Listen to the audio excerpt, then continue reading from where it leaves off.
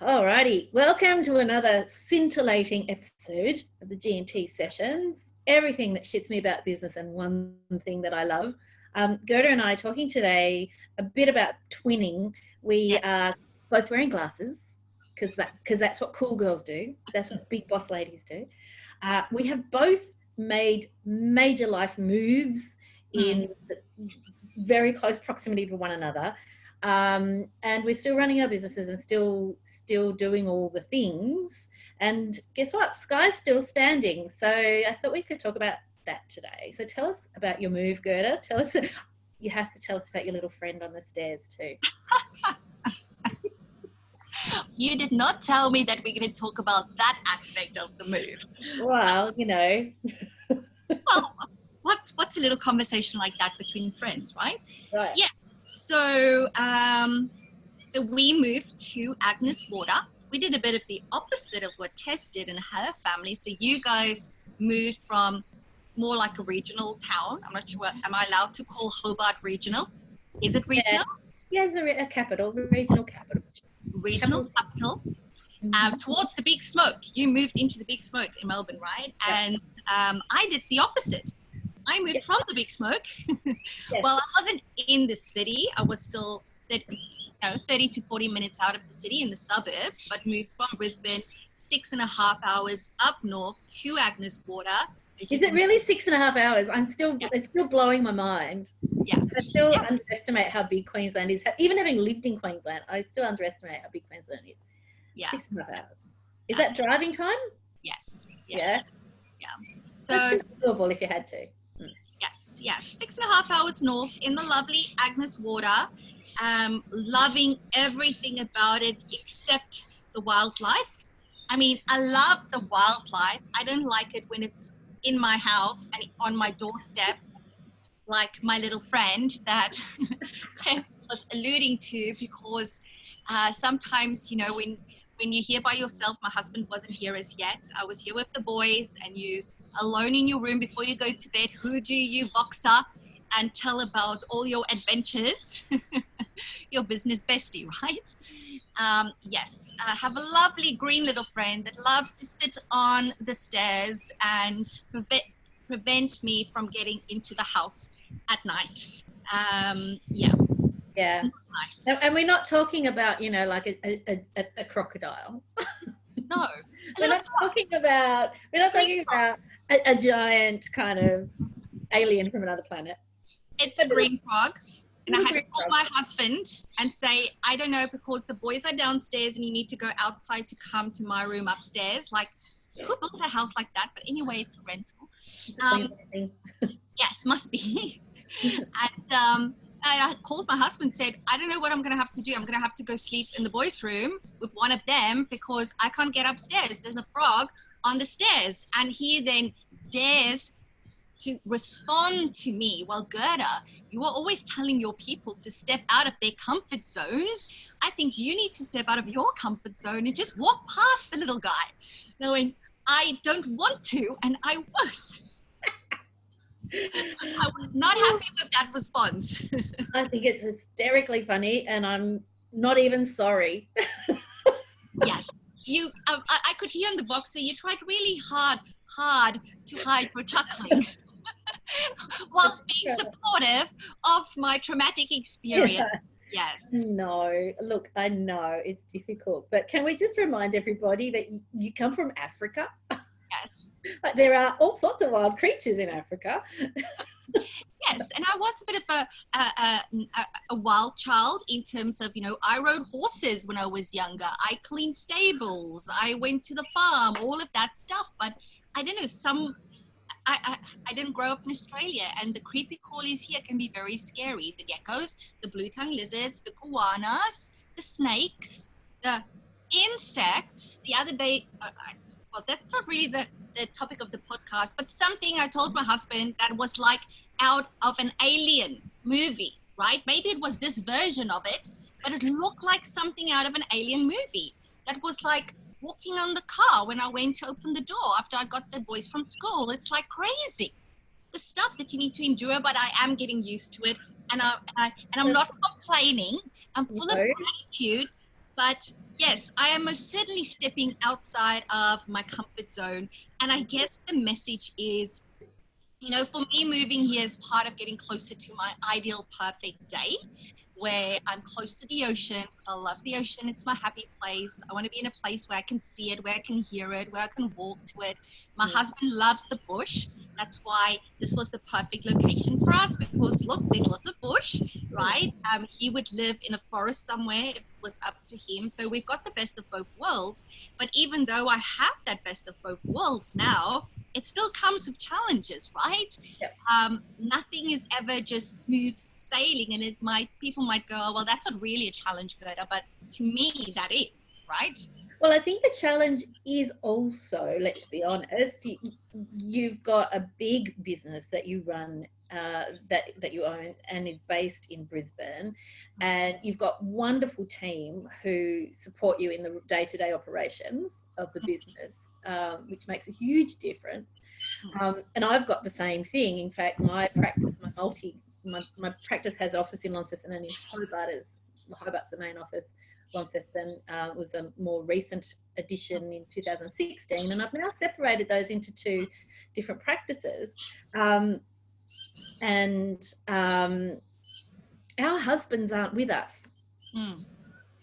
So this is the other thing, you know, we've made these major changes and all of the ducks haven't gotten into a row, as you and I know that rarely ever happens, that ducks get into a row.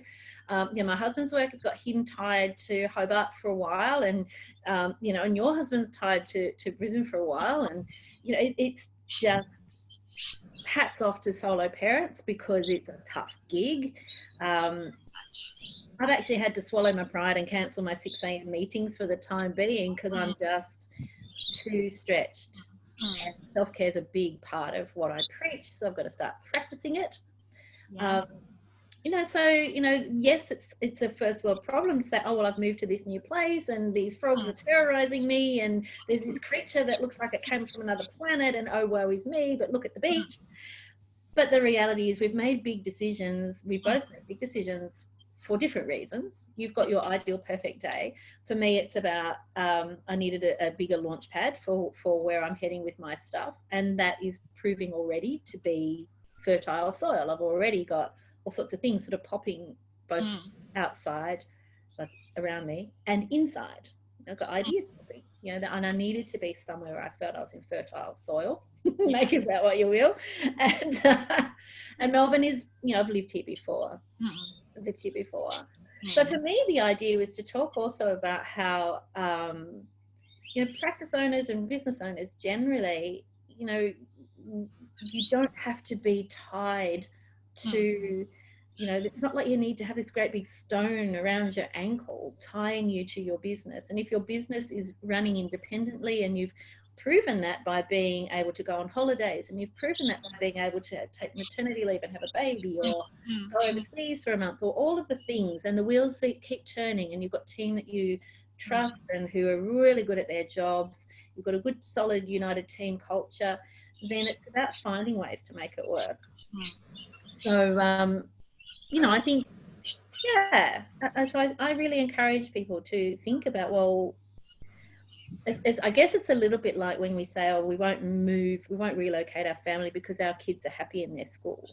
And yet meanwhile, everything else is sort of going at half speed because you don't want to disrupt the kids. It's a really valid reason to stay stable, but it's not the only reason to weigh up when you're considering what's best for the family overall.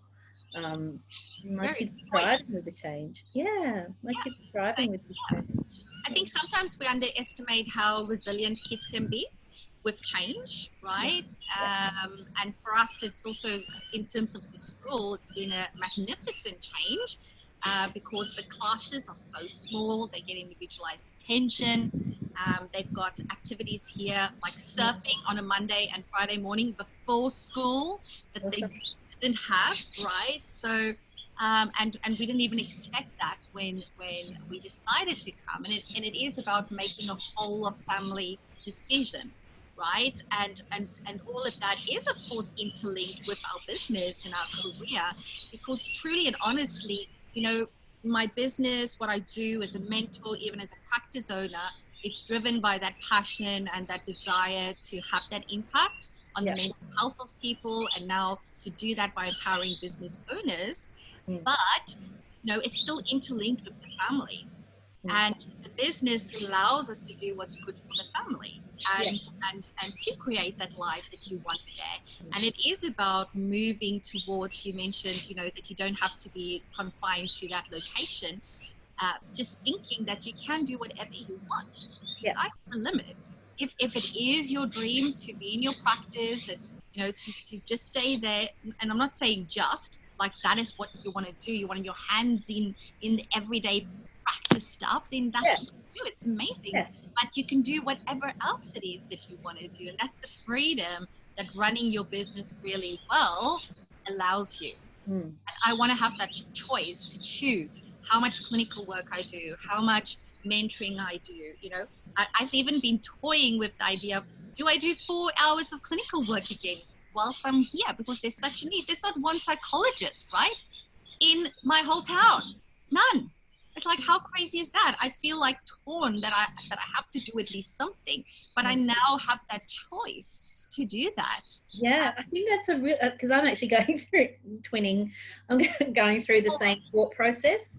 So new territory, new horizons, new ideas, and for me, it's about wandering down a street. So at the moment, I've fallen in love with Albert Park and the shopping precinct there, and wandering down the street and just sort of your mind wanders and, it'd be nice to, that'd be a lovely spot for a practice. That'd be a lovely spot for a practice. That sort of thing starts to, and then what I'm noticing is the next stage of thinking is starting to unfold, which is, well, how much time would I want to give to it? How much time can I give to it? If I choose to go down that road. And given that it would be such a small amount of time available that I would have, what would be my focus? And so already I'm having this hyper niche conversation with myself about, okay, well, it would be this area, and then within that it would be that, and then within that it would be that. And it's almost like those Russian dolls until you get down to the smallest, tiniest, weeniest little doll in the middle. That's what my thinking is on, that tiny weeny little doll. I'm thinking about, okay, I think it would be exciting to start something new, but starting with all the knowledge. So, I've got a team in Hobart who, but they're sort of finding their feet. They never saw an awful lot of me anyway, like your team in Brisbane. Obviously your leadership team saw you super regularly. But my team in Hobart, just the fact that I am geographically moved now, it's a little bit destabilizing. Like they're wobbling a little bit, but not in a big way. They're just going, oh, how do we feel about this? They're just asking themselves, how do we feel? I'm not sure how I feel about this. I'm not sure how to feel about this. But give them a couple of weeks and they'll realise it's actually business as usual. Business as usual. It is nice to be, I think, given the opportunity. I mean, I don't say lucky. You've worked really damn hard at your business. I've worked really damn hard at my business. We've both got these practices that are about 10-ish years old each. And, we've worked damn hard at that to be in a position where I think you and I both are very clear on the CEO nature of how we run our businesses. You don't expect the CEO of McDonald's to work in your local McDonald's shop. And so I remind myself sometimes that, well, as a CEO of a business, I shouldn't need to physically be in the business all the time. It should be thriving, whether I get hit by a bus tomorrow or not. That kind of thing. Someone else takes over the mantle. If you get hit by a bus, I'll cross my fingers. That doesn't happen. Because here it would be a tram, and that would be really messy. Or if it gets eaten by a iguana. I guess and it's so true, because if you don't have that confidence, then that tells you, that's a red flag to say that you don't have the systems and processes in place, right? And then you need to go back to the drawing board and make sure that you put those in place.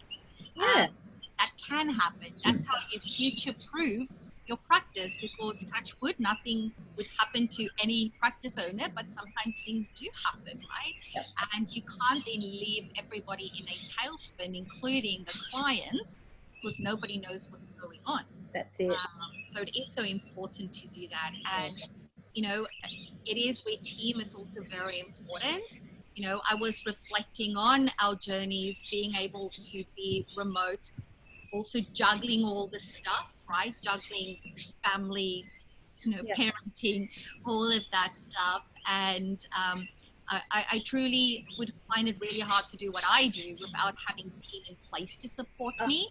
yeah. And I think very often, and I've been through this myself in the early days, and I speak to so many practice owners that go through this, that they're so scared to take someone on out of fear of doing it the wrong way, being disappointed, not knowing how to do it. It's going to cost me money.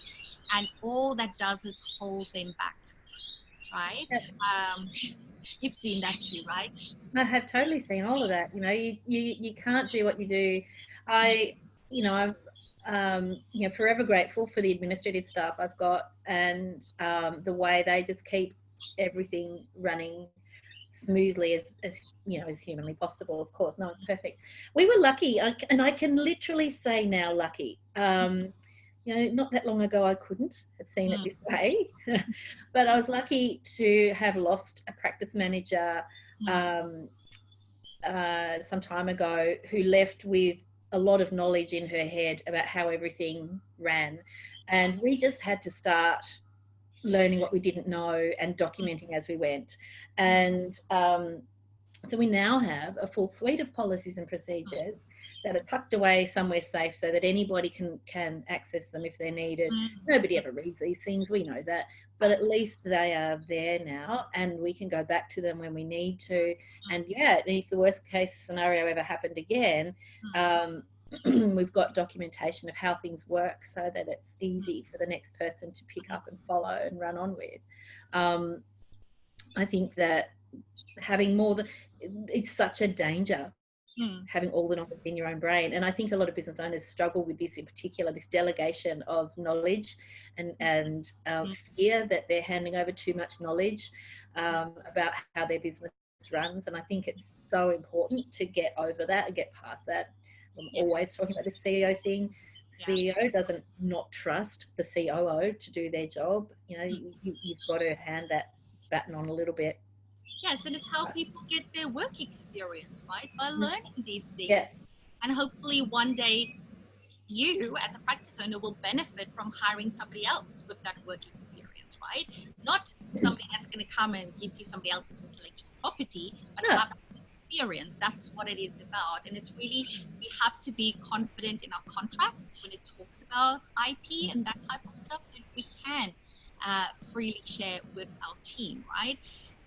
But I do know very often it's for practice owners, and to be honest, I'm actually going through this myself as well with my mentoring part of the business, right? Where it is about handing over control, but more control of your reputation, control of the results that you normally get, control of the outcomes you get your clients. And you know, I'm sure you can relate to this, because as a mentor, you know, it's me, myself, and I. And of course, I'm very fortunate to have Abby, who's my personal assistant. But we've built up this 5-year-old. I can't believe it's 5 years this year. Really? But yes. Nice. I'm doing Elevate to celebrate, right? 5 years old of mentoring, being a business coach and mentor, building the practice, that part of the business up to, you know, what I think is a significant revenue point, just me and one person. But truly, I'm having this discussion with myself that in order to scale this business, I need to hire more team. It's like, I know I have to, but I don't want to. What if it loses the Guatemala flavor? What if it loses the private practice success right? The stuff that I'm good at. So I'm consciously having to coach myself through this conversation. And I know I've been through that as a practice owner as well. And of course, the counterpoint is, you know, your fear is losing the Guatemala flavor. The counterpoint to that is, what if I win somebody else's amazing talent and skills? So, you know, I have a virtual assistant who helps me with my scheduled posts. So I have 3 static posts that go out every day. And of course, I'm doing a lot of podcasting and live streaming and other content that I generate, obviously, directly. And she and I are playing around with a few concepts for some of the posts, and she I gave her a mission. I'd reached a point now where I trust her enough, and I said, here's kind of some kind of color ideas, here's some kind of concept ideas, go and find some images and bring something back to me. Yeah. And so she created a few templates and said, what do you think? Can I post these? And I said, go for it. They're completely different to anything else I've done. Go for it. Let's see what happens. What's the worst that can happen? You know, and you know, no one's naked. No one's killing anybody. It's all okay.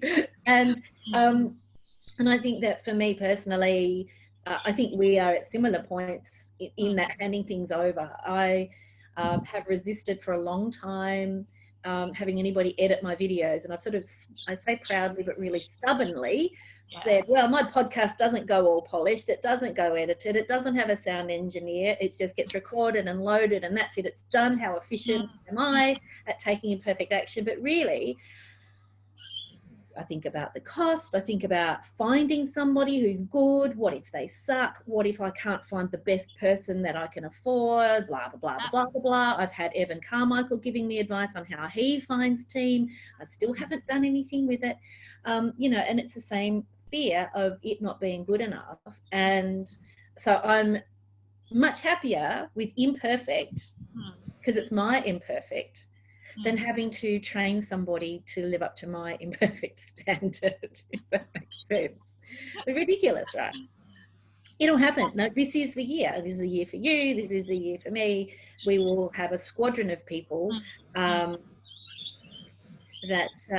you know, help us do what we do so that we can focus our time doing. And I'm already noticing, you know, being in Melbourne, my time is much more clearly plannable, I think, because for me it was resisting the guilt of going into the office. If I wasn't in there, I'd have this feeling of I should be in there, and because I physically can't just go into the office for the practice, it frees up a lot of thinking time. It's amazing how draining the negative stuff we throw at ourselves, how draining that can be and how distracting that can be sometimes. That emotional energy goes into fighting. Yeah, that's right. Yeah, that's exactly right. So, so I've got all sorts of ideas. I'm looking to recruit a videographer to come and help me with content creation and behind the scenes stuff. You know, I've got all sorts of ideas, and it is about trust. It's about trusting that someone will do a job and it'll be a good enough job. And if it's not good enough, you don't have to use them again. Yeah. Correct. So, you know, and I'm giving this advice to myself as well, but, you know, to any practice owner, you know, hindsight is 20/20. Yeah. I truly believe every practice owner, if you've got a level 3, 4, 5 practice, right, meaning you have at least 3 or 4 clinicians, you know, working on your team, you really need a personal assistant. Absolutely. If you take your receptionist 1 day a week to be your PA for that day, that's the biggest favor you can do yourself, is to get that help. I've always used my my receptionist as my PA. I would be very clear that, you know, I'm your number one priority, of course the clients, but, you know, when I give you something, you need to do that. But really having a dedicated day where the two of you can sit and work together, it's so important to get that support. And, you know, and the advice to myself and to you as well is, the question is, do you want to grow this business or not? Do you want to scale this business or not? If yes, then you're going to also have to risk. Right? Risk wasting time with the first or second person that doesn't work out until you get the third one that does and who's amazing. But it's that risk. And I think when we are time poor or we feel time poor, it's hard risking that. It is. I think that's the thing. You know, we need to train staff, and we often won't delegate because we're fearful of person we're fearful that we haven't got the time to train the person. We're fearful that if we do train the person and they leave, we've wasted our time. We're fearful that we train the person and they still don't do a good enough job, then we're going to have to performance manage them. Like, there's all this stuff that we talk to ourselves about. And I've had 2 PAs, I've lost them both. For one of them got absorbed into my practice, so she still works with me but not as my PA, and the second one, who was my Mary Poppins PA, got absorbed into her parents' business, her family business, and I couldn't say no to that because it was a good call for her. You know, now I'm working with a VA, and it may well be that over time my current staffing profile is going to change with the practice. I've separated out the 2 locations, and a Hobart colleague of mine has bought into the practice, and we're partnering up for a while as we transition through the next stages of what that looks like, which means some practical changes for my admin team in terms of how they spend their time and who's paying them for what they're doing. They will still be there. That no one's on the seat is moving anywhere physically. Well, that thing about, well, actually, I've given you this task to do, but now there's this other person who's given you a task to do. How do we decide whose task takes priority? And how does she and I figure out how we navigate that? So sometimes it's about not being, not letting the fear of change stop you from doing things. Just recognize that it's a transition.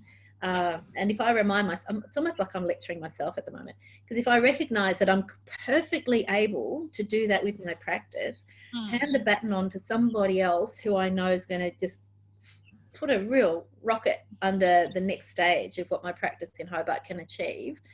If I can do that, that's like handing over a baby. Yes, it really is like handing over a baby. It took me a long time.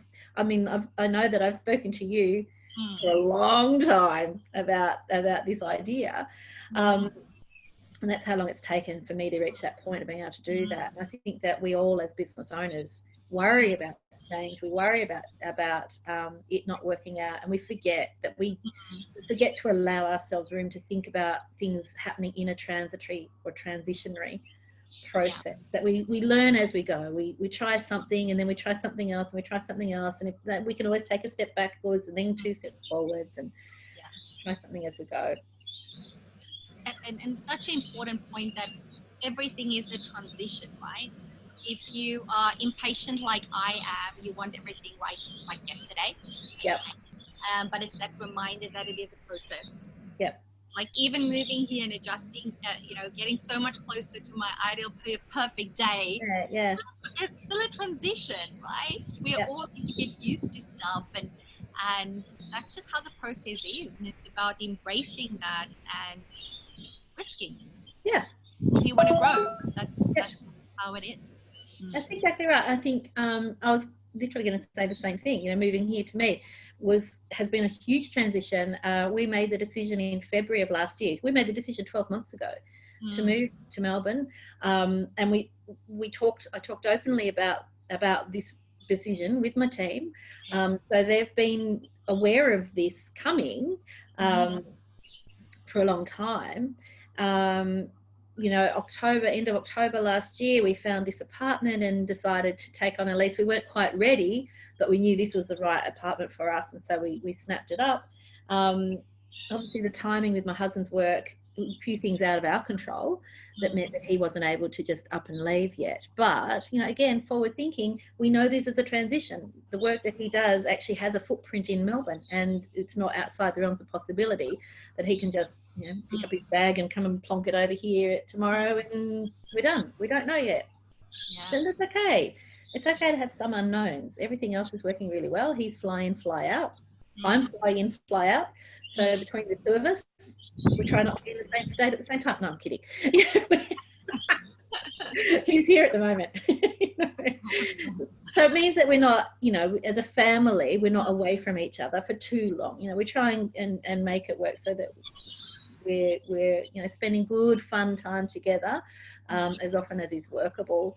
And we just keep tweaking that as we go forward, seeing what works, what doesn't work, and tweaking that as we go forward.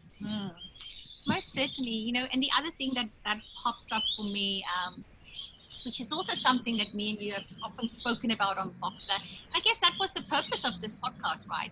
When we started this, we said these things that we talked about in private on Boxer, we need to let the world know about all of this stuff. And that's where G&T show started, the whole idea, right? Yeah. But when you think about the different hats, right, that we wear on a daily basis, wife, friend, mentor, coach, practice owner, CEO, blah, blah, blah, you can probably add another 10 to it. And the amount of behavioral flexibility that requires, shifting from the one to the other. Yep. And I think that is a skill almost that you need to learn, because it was really hard for me in the start Oh, to do that shift. agreed. And these days, if I'm not able to do that, I would be so frustrated at the end of the day.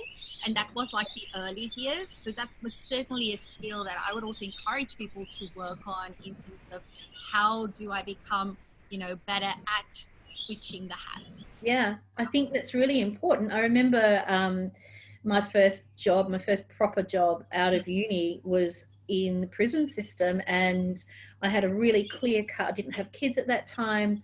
I had a really clear cut process for switching hats. It was very concrete.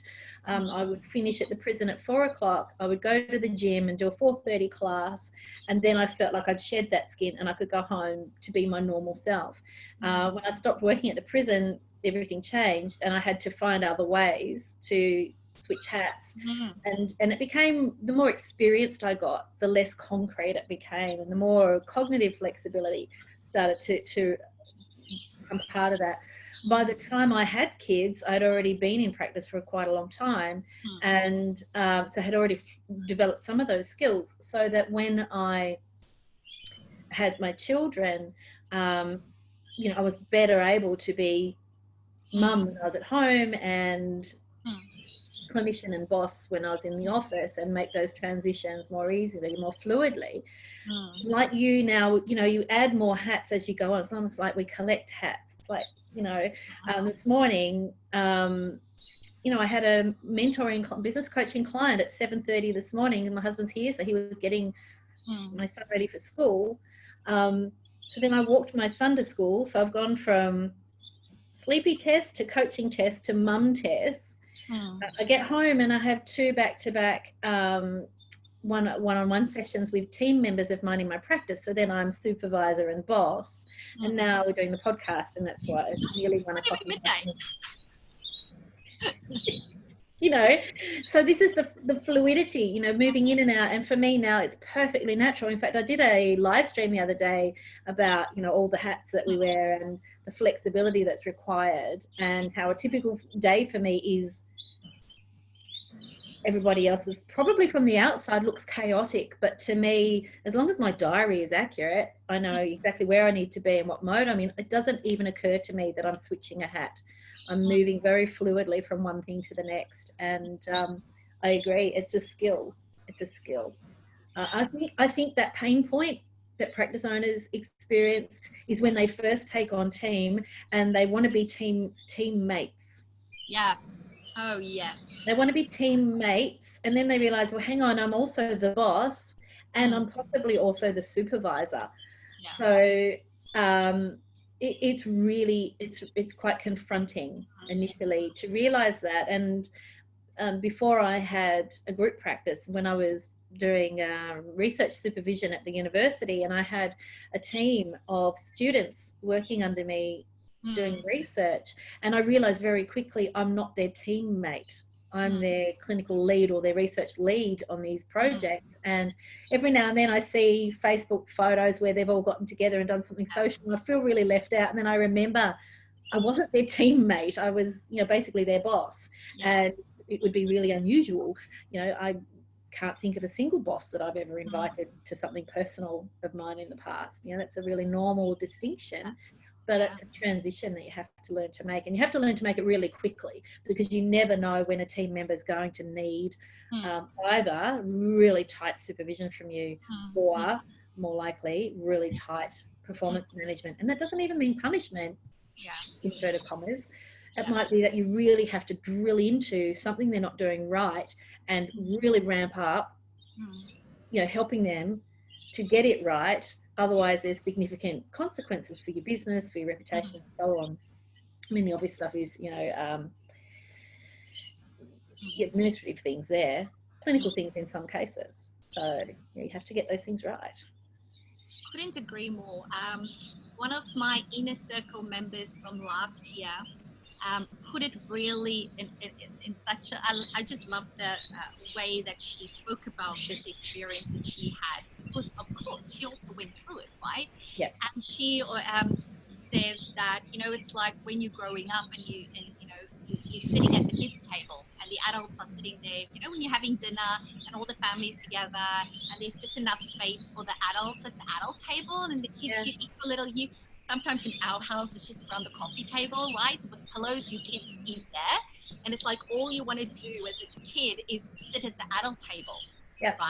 And then when you get to the adult table, so you become a practice owner, it's like now it looks way more fun over there in the kids table, right? It is much more fun at the kids table. It's always more fun at the kids table because you get to make fun of the grown-ups, you know. So, and it's I completely get that. That is a really good analogy. It is.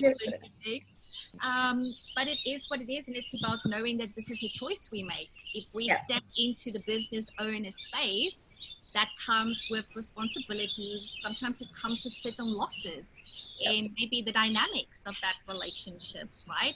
But you do it because that is what's in the best interest for the team as well. And for the team culture, you need to step up into that CEO, right? Mindset and start acting like that person. Doesn't mean you become a bitch overnight.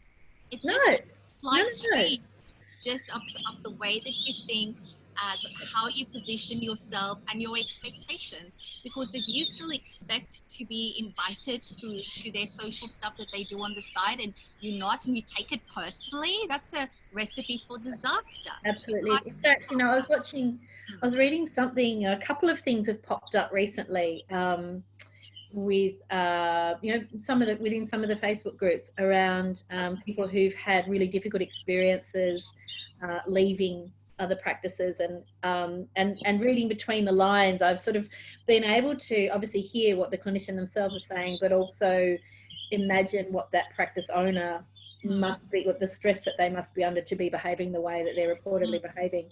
And I think that whole thing about that CEO mindset you said before, you know, it's not about becoming a bitch.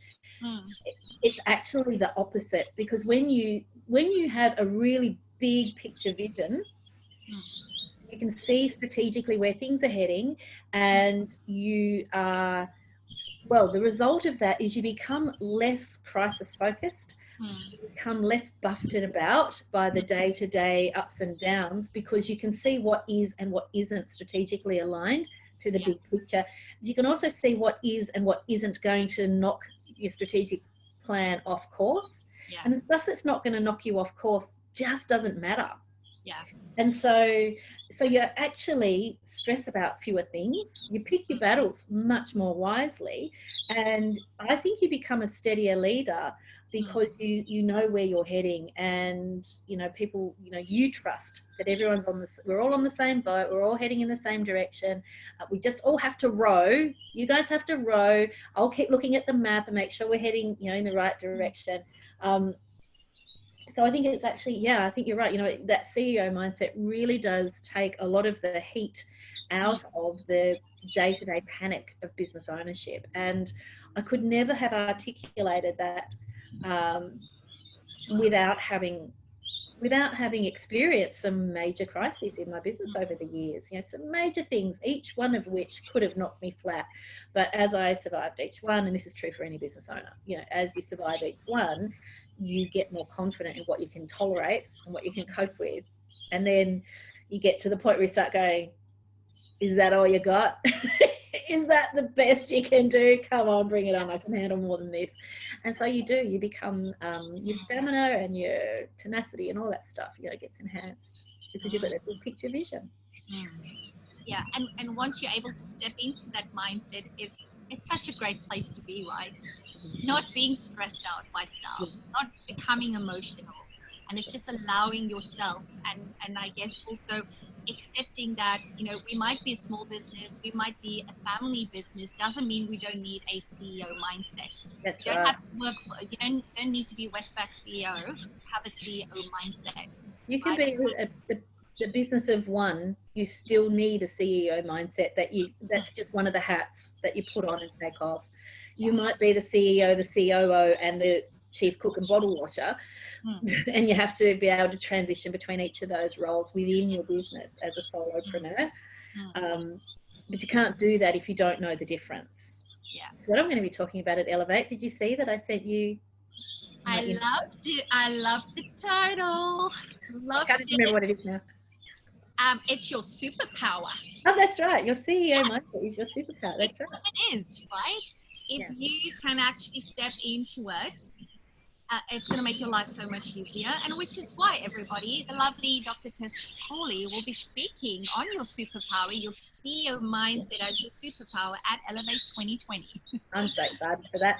And yeah, and it is. It's you feel more bulletproof, and it's not that you don't care, and it's not that you don't empathize with your staff when they're having a tough day, Yeah. but it also means that you're in a better position to, like I said before, pick your battles. You know, if someone's underperforming, are they underperforming because of reasons which you can work around, and you've got some wriggle room around how long you're prepared to tolerate different things depending on what they are, or are they underperforming because they're already 1 foot out the door?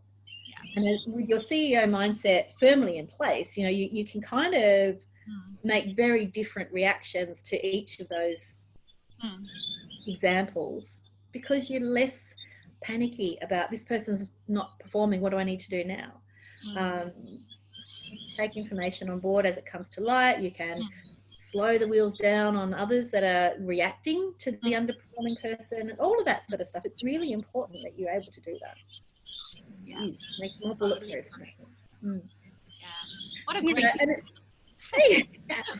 and again, you know, the example of each of us having moved and being away from our businesses, I'm finding now that the you know, the changes I'm making in my business and with my team, I've reached a point in my business ownership journey where I can actually see where things are heading. I can see the different directions that are opening up, and I can see now where I have energy, where my energy is best spent, and how to utilize that the most, get the most juice out of that, and make sure somebody else fills in the other needs if that's not where my energy is. And I think it's really important that we're honest with ourselves about that. You know, I read somewhere recently, the best something like, you know, the best way to fail in your endeavors is to spend your time doing something you don't enjoy, you're not passionate about. We all have to do stuff we don't like, but in terms of, you know, if you're pursuing something for the money rather than for the joy of it and the passion of it, you're actually probably going to lose financially and otherwise. Whereas if you're putting the hard work and the passion and the drive and the energy into the right areas, then the money takes care of itself, because you're working hard because you enjoy what you're doing. Totally. Awesome. Yes. But that's a lot of wisdom for someone who started at 7:30 this morning. You've done really well. I think you can have the rest of the day off. Well, thank you very much. I might just take you up on that. It's the Monday after all. Alrighty, so we have made a decision, haven't we? We've made a decision. We were aiming for a weekly podcast, and we failed at that, which was a great learning opportunity. We've got behavioral flexibility, so we're good with that.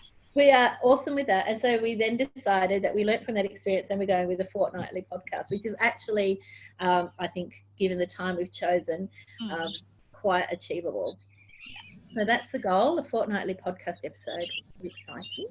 And if you love watching on Facebook, it will most weeks be on a Monday, unless we like traveling or whatever. Yep. On a Monday at 11 a.m. every second Monday, 11 a.m. Queensland time, 12 p.m. Daylight Savings Time. Yes, so 12 p.m. Melbourne, Sydney, Hobart time. I think that's 11:30 Adelaide. Yeah. And I think it's 9 a.m. Western Australia. Correct. And I'm sorry, Northern Territory, but I can't remember. Do they have a different time to us? Are they the same as Adelaide? I always get that bit confused. Yeah, I'm not sure. Sure. But I have mentoring clients in Western Australia, so I have gotten better at including them in my thinking. Yeah. So yes. All right. Well, let's wrap up the podcast. We won't hang up on Facebook just yet, which is always the bonus if you're watching on Facebook, is you get a little bit of behind the scenes banter before and after, especially if, like when we started, we forgot that we were live. Just as well we're being nice to each other. And we will see you podcastees in 2 weeks' time. Thanks for Thank you. joining us, you wonderful people.